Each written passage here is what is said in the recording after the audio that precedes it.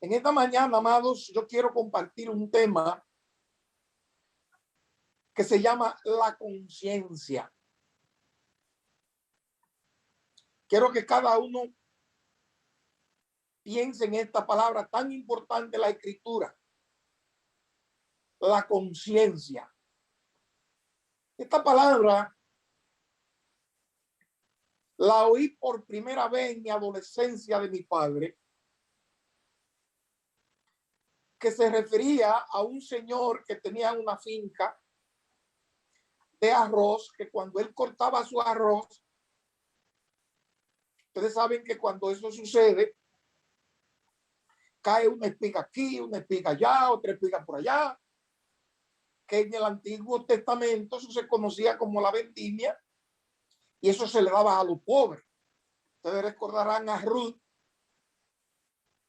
cuando llegó al campo de Booz, que Booz ordenó que no se molestara para que ella recoja donde quiera. Pero el señor en cuestión,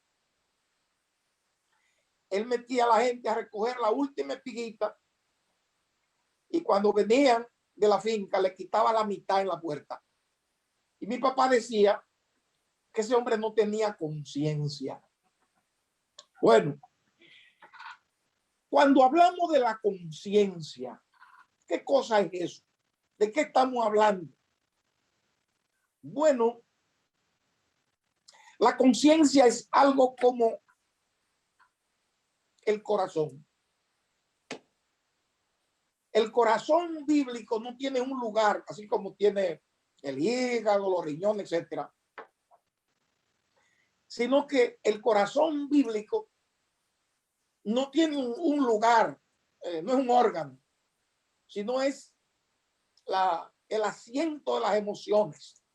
Bueno, pues la conciencia es algo parecido.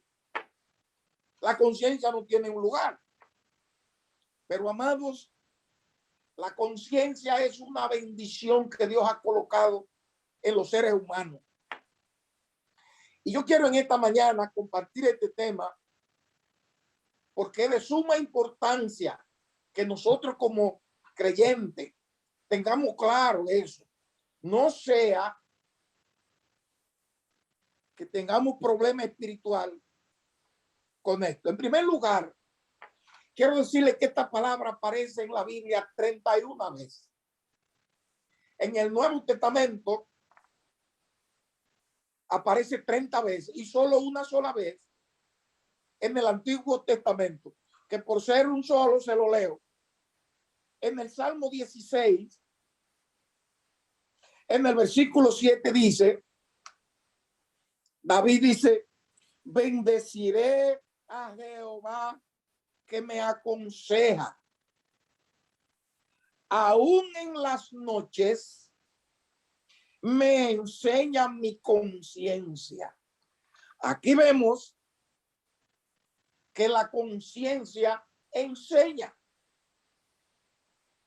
Hoy quiero compartir varios versículos. Yo espero que ustedes tengan paciencia y los que tienen Biblia, porque vamos a leer varias escrituras.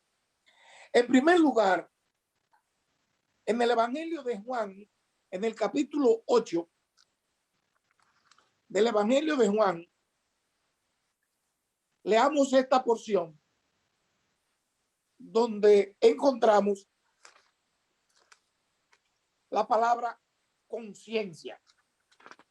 Dicen los versículos 1 al 9. Evangelio de Juan, capítulo 8, versículo 1 al 9, dice: Y Jesús se fue al monte de los olivos, y por la mañana volvió al templo, y todo el pueblo vino a él, y sentado él les enseñaba. Entonces los escribas y fariseos le trajeron una mujer sorprendida en adulterio, y poniéndola en medio le dijeron: Maestro, esta mujer ha sido sorprendida en el acto mismo del adulterio, y en la ley nos mandó Moisés apedrear a tales mujeres. tú pues, ¿qué dices? Mas esto decían tentándole para poder acusarle. Pero Jesús, inclinado hacia el suelo, escribía en tierra con el dedo. Y como insistían en preguntarle, se enderezó y les dijo: el que de vosotros esté sin pecado, sea el primero en arrojar la piedra contra él. Inmediatamente de nuevo hacia el suelo, siguió escribiendo en tierra. Pero ellos, observen este texto, pero ellos al oír esto, acusado por su conciencia, aquí aparece la palabra conciencia otra vez, dice, y salieron uno a uno, comenzando desde el más viejo hasta el más postrero, y quedó solo Jesús. Aquí encontramos que la conciencia acusa. Observe otro texto en la epístola de Pablo a los Romanos,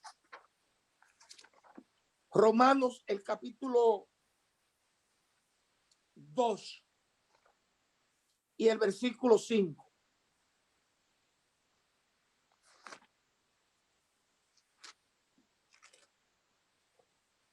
Romanos capítulo 2, el versículo 15, perdón, dice: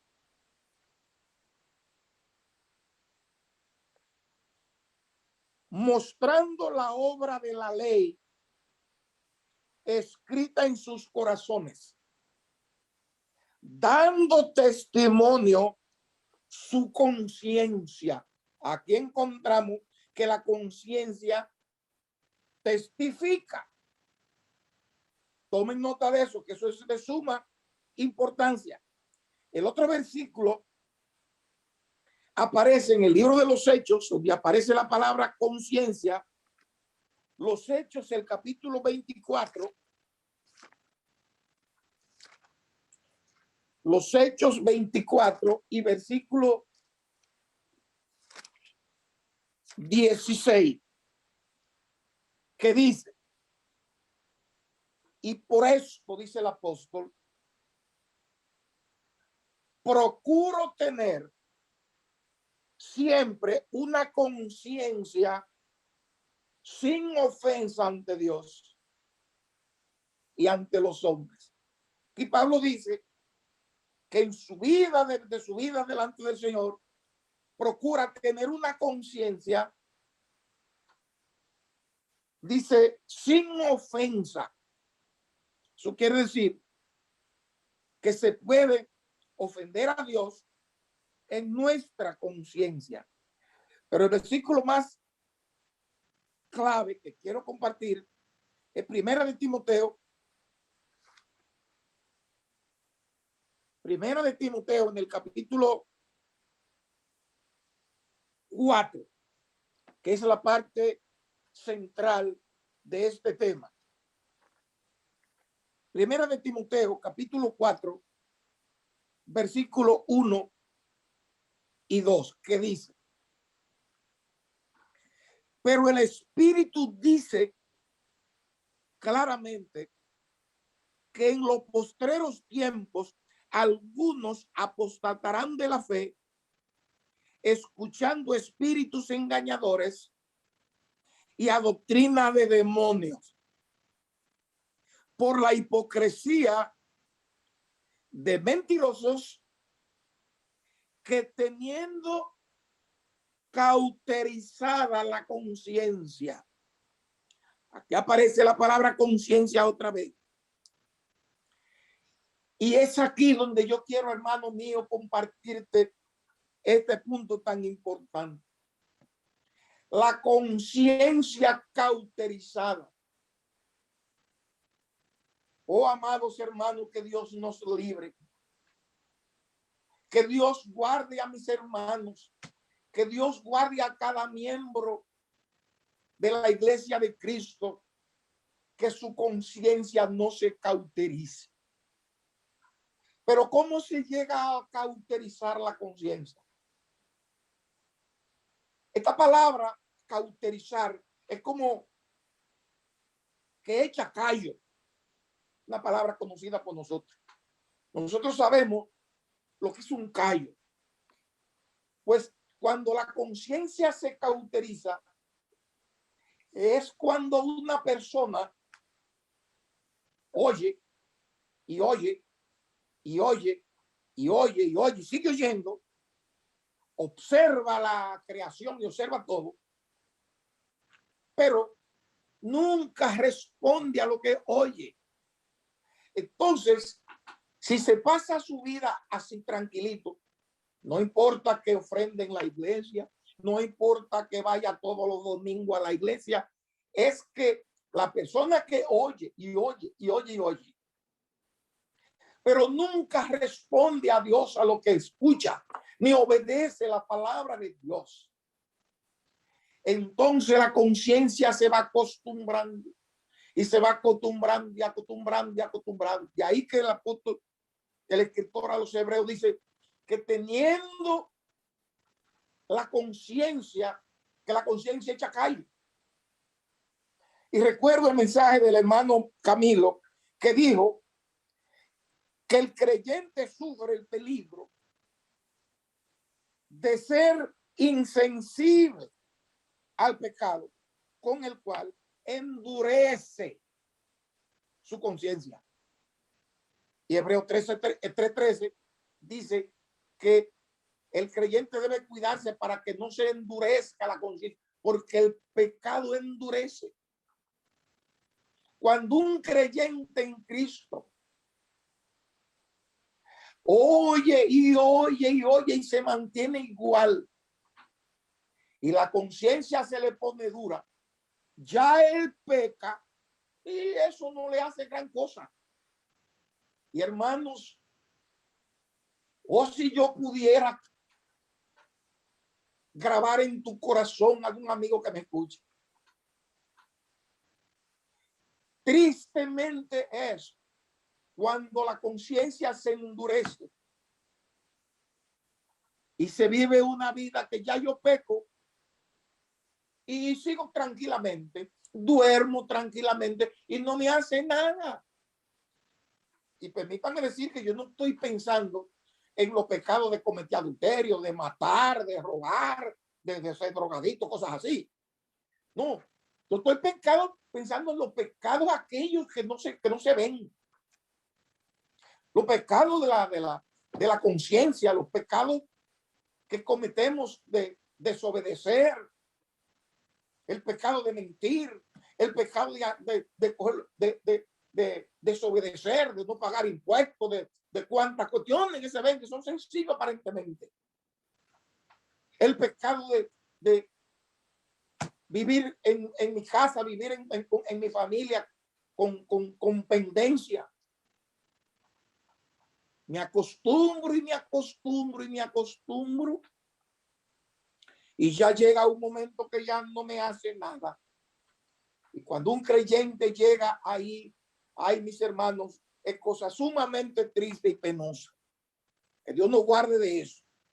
Ahora bien, yo quiero llevarlo a un pasaje que, como es largo el texto, no voy a leer el pasaje entero, pero quiero pedirle a todos mis hermanos, en primer lugar, que se tomen este capítulo en su casa para que puedan descubrir el texto completo, para que vean, porque yo solamente voy a estar brincando en el pasaje. En Primera de Reyes, en el libro de los Reyes, yo quiero que vean conmigo el ejemplo de un hombre con su conciencia cauterizada. Primer libro de los Reyes, en el capítulo 12 y 13. Vayamos allá por un momento.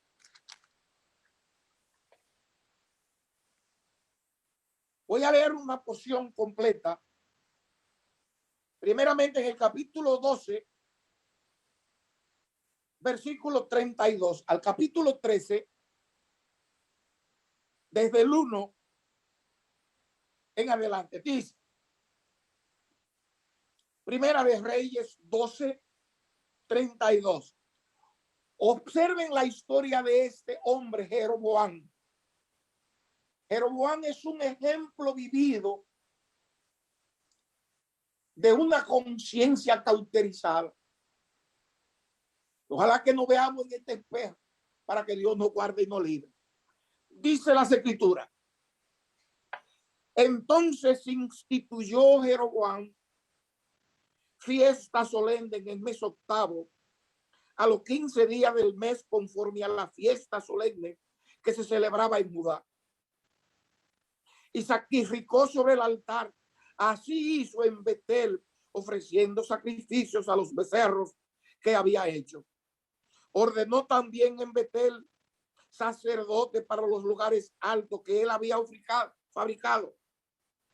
Sacrificó pues sobre el altar que él había hecho en Betel a los 15 días del mes octavo, el mes que él había inventado de su propio corazón, e hizo fiesta a los hijos de Israel y subió al altar para quemar incienso. Observe esto, mi hermano. Capítulo 13, versículo 1.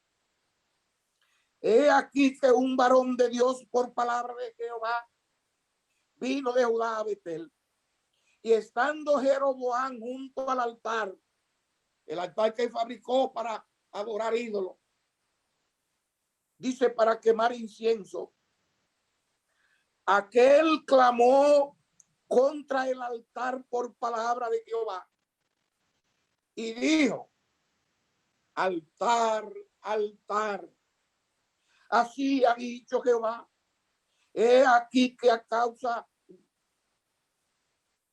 de David, la casa de David, nacerá un hijo llamado Josías, el cual sacrificará sobre ti a los sacerdotes de los lugares altos que queman sobre ti incienso, y sobre ti quemarán hueso de hombre. Y aquel mismo día dio una señal diciendo: esta es la señal de que Jehová ha hablado. He aquí que el altar se quebrará, dice el siervo de Dios, y la ceniza que sobre él está se derramará. Cuando el rey Jeroboam oyó la palabra del varón de Dios, oiga su actitud. Vayan chequeando, mis amados hermanos, para que vean cuando la conciencia se pone endurecida. Cuando el rey Jeroboam oyó la palabra del varón de Dios que había clamado contra el altar de Betel, extendió su mano desde el altar y dijo: prendedle. Imagínense usted qué corazón, que prendan al siervo de Dios por lo que le dijo, en vez de humillarse. Mas la mano que había extendido contra él se le secó y no la pudo enderezar. Imagínense este espectáculo. Aquí tenemos este rey molesto contra el siervo de Dios porque le profetizó que ese altar que él fabricó para la idolatría, Dios decidió derrumbarlo y quemarlo. En vez de humillarse, él extiende su mano y dice: préndalo o métalo preso, a lo que sea. Y dice las escrituras en el versículo 5: y el altar se rompió y se derramó la ceniza del altar conforme a la señal que el varón de Dios había dado por palabra de Jehová. Mire versículo 6. Entonces respondiendo el rey dijo al varón de Dios: ahora se humilla, pero de una manera falsa. Así hay mucha gente que clama a Dios cuando se ven en una situación dolorosa. Cuando él se ve con su mano estiricada, que no la puede enderezar, que no la puede bajar, dijo al varón de Dios: te pido que ruegues ante la presencia de Jehová, tu Dios, pues no es mío, y ore por mí. Mentira. No era verdad que quería que oraran por él. Él quería que le salen su mano, pero no su corazón. Porque su corazón es duro como una piedra. Dice, para que mi mano me sea restaurada. Y el varón de Dios oró a Jehová y la mano del rey se le restauró y quedó como era antes. No era esta una oportunidad para que este hombre cayera de rodillas y dijera, Dios, tú eres poderoso y grande. Perdóname mi arrogancia. Pero no. Mire versículo 7. Y el rey dijo al varón de Dios, ven conmigo a casa y comerás, y yo te daré un presente. Observe que ya él cree que fue el hombre que le hizo la obra en vez de pensar que fue Dios que le hizo el trabajo. Ven para mi casa. Pero ¿qué sucede? Jehová le había dicho al siervo de Dios que por donde él fue, que no caminara por ese camino otra vez.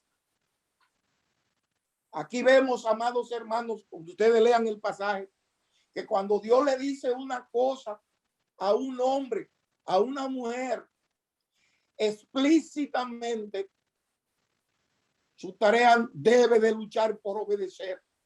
Desobedecer a la palabra de Dios es la consecuencia de toda la desgracia que existen en la vida. Los hombres viven mal porque desobedecen a la palabra de Dios. Si un creyente tiene dificultad y tiene problemas, es muy posible que desobedezca la palabra de Dios. Yo no tengo esto, ni tengo aquello. La Biblia dice que no he visto justo desamparado, ni su descendencia que mendigue pan. Dios ha prometido proveer para su pueblo. Pero cuando hay desobediencia y hay pecado en el corazón, suceden muchas cosas. Mira el versículo 8. Pero el varón de Dios dijo al rey, aunque me diera la mitad de tu casa, no iría contigo, ni comería pan, ni bebería agua en este lugar, porque así me está ordenado por la palabra de Jehová diciendo, no comas pan, ni beba agua, ni regrese por el camino que fue. Ya te lo dijeron, tú no tienes que estar obedeciendo, pero ¿qué hizo el hombre?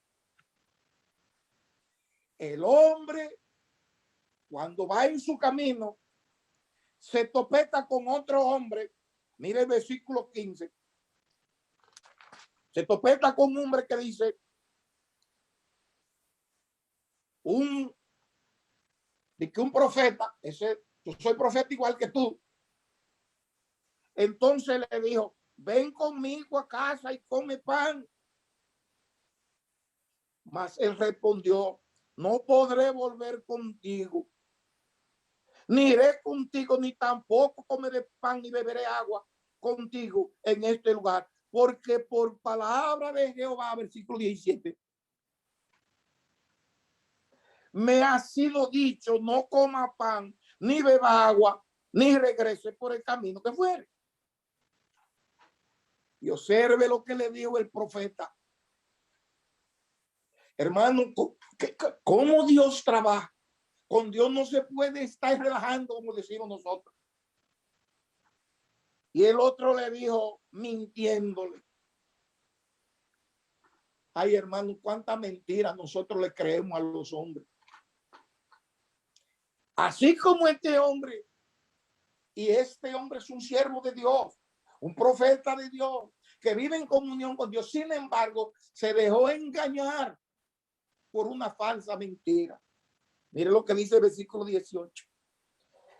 Y el otro le dijo mintiéndole, yo también soy profeta como tú. Y un ángel me ha hablado por palabra de Jehová, diciendo, tráele contigo a tu casa para que coma pan y beba agua. ¿Qué hizo el hombre de Dios?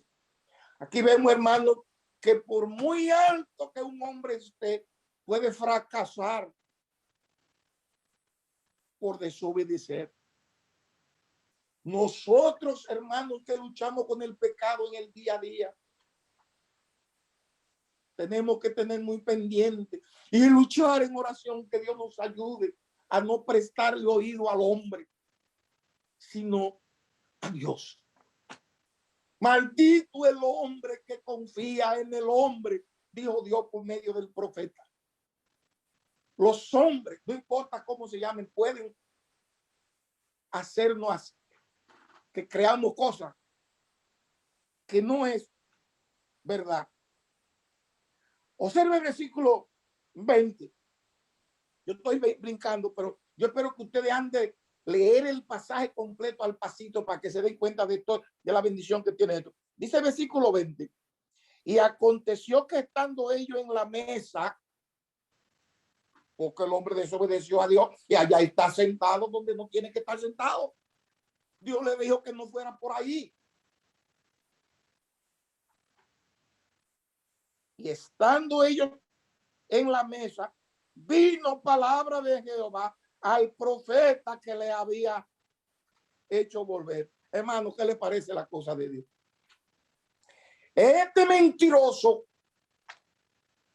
que hizo fracasar a este su siervo, entonces Dios le habla a él. Y mire lo que dice en el versículo en adelante.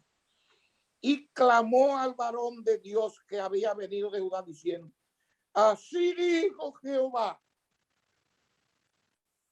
por cuanto has sido rebelde al mandato de Jehová y no guardaste el mandamiento que Jehová tu Dios te había prescrito,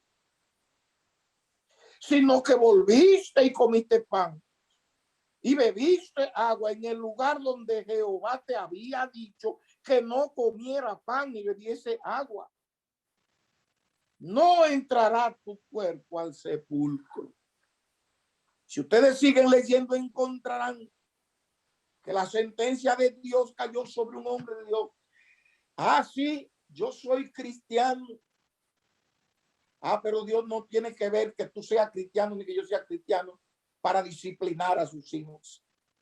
La disciplina es una cosa necesaria para que el creyente pueda ajustarse. Hay muchas cosas que nosotros no debiéramos. Ay, Señor, ten misericordia de mí, quítame esto, ten misericordia de mí. Hay muchas cosas que Dios hace para disciplinarnos. Un hombre sin disciplina delante del Señor es como un muchacho sin disciplina en su casa. Hoy día, mis amados,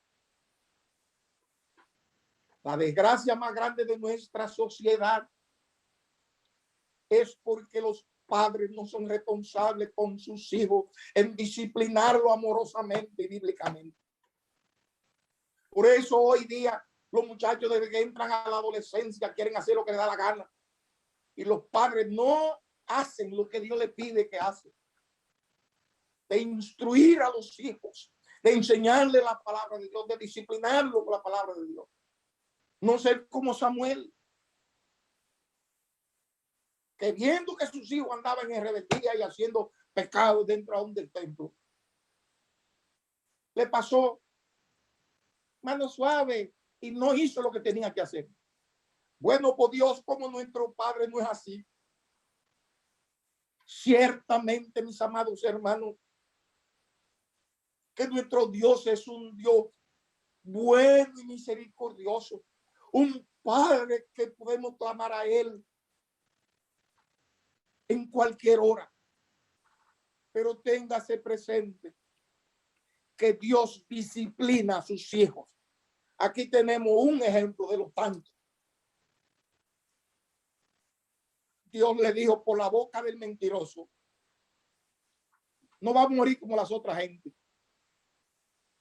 Y si ustedes leen, encontrarán que cuando el hombre se fue, lo topó un león en el camino y lo destrozó y lo mató en el camino. Dios lo mató por la boca de un león, solamente por la desobediencia que cometió. Pero obsérvese ahora, y con esta parte es la que quiero concluir. Mira el versículo 33 y 34 del capítulo 13. 13, 33 y 34. Es aquí donde se ve el retrato de una conciencia cauterizada. Oh, mis amados, que Dios nos libre. Observe lo que dice el versículo 33 y 34. Con todo esto, no se apartó Jeroboam de su mal camino. Oh, pero ¿cómo es posible que después que viste la sentencia del siervo de Dios, que se te puso tu mano derecha y tú no la podías bajar, y que el hombre de Dios ora por ti y te la pone en tu sitio? No es para que te humille. Ah, hermano, pero cuando la conciencia está cauterizada, no hace caso. Sigue diciendo el texto. Sino que volvió a ser sacerdote de los lugares altos de entre el pueblo. Usted se imagina una cosa así. Usted dirá, pues increíble, pero así fue. A pesar de lo que le pasó, él volvió y formó sacerdote para volver a hacer lo que le causó el problema de su mano. Dice, y a quien quería lo consagraba para que fuese de los sacerdotes de los lugares altos, donde estaban sus ídolos. Y mire el versículo 34. Y esto fue causa de pecado a la casa de Jeroboam, por lo cual fue cortada y raída de sobre la faz de la tierra. Jeroboam tenía un corazón tan duro y una conciencia tan encallecida, que a pesar de toda su experiencia y todo lo que vio y oyó de la palabra de Dios, no se humilló, siguió tranquilito. Ah, mis amados hermanos, cuán terrible es, mis amigos. Si algún amigo me está oyendo en el mundo, en algún lugar, y tú no sientes ni padeces lo que tú haces, que tú vives tu vida tan tranquilita, déjame decirte que si te sorprende la muerte, tranquilito como está, viviendo tranquilo, que tus pecados no te molestan, déjame decirte que puede amanecer en el infierno en cualquier momento. Eso es lo que dice las escrituras. Y la palabra de Dios es nuestra única fuente de sabiduría y de enseñanza. Lo que la Biblia no dice, tenlo por mentira. Porque todo lo que la palabra de Dios dice es la palabra de Dios. Lo que salió de su boca. Y nuestra única autoridad para hablar de Dios, del diablo, del infierno, del hombre, de la naturaleza, es las sagradas escrituras, la palabra de Dios. Que Dios nos dé su gracia, amados hermanos. Que Dios nos ayude y nos libre de que nuestra conciencia eche callo por oír y oír y no obedecer. Obedecer no es una tarea fácil. Yo nunca voy a olvidar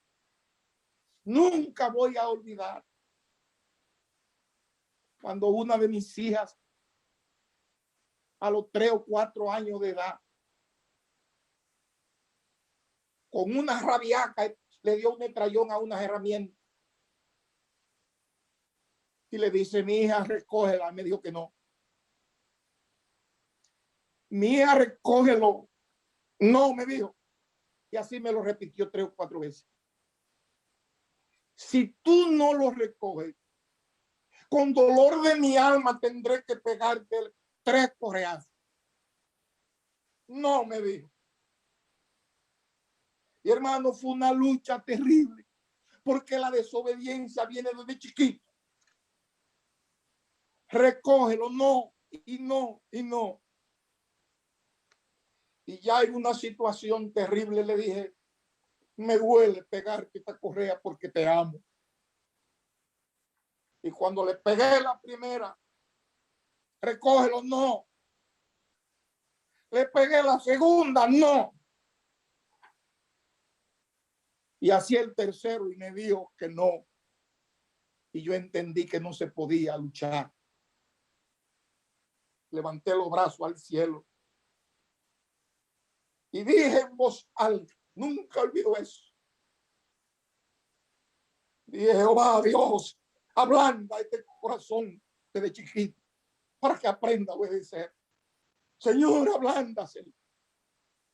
Y cuando terminé de orar, le dije, mía, recógelo. Y lo recogió de mala manera, pero lo recogió. Y me dijo esta palabra que no olvido. ¿Tú te crees que es fácil obedecer? Una muchachita de 3 o 4 años. Y, amados hermanos, eso es verdad. Obedecer no es fácil, pero es la salida para la gloria de Dios, para el bien de nuestra salud. Que Dios nos bendiga y nos ayude y nos libre de tener una conciencia endurecida, sino una conciencia de carne, que hablando, blandita para la gloria y honra del Señor. Que así sea y que el Señor le bendiga.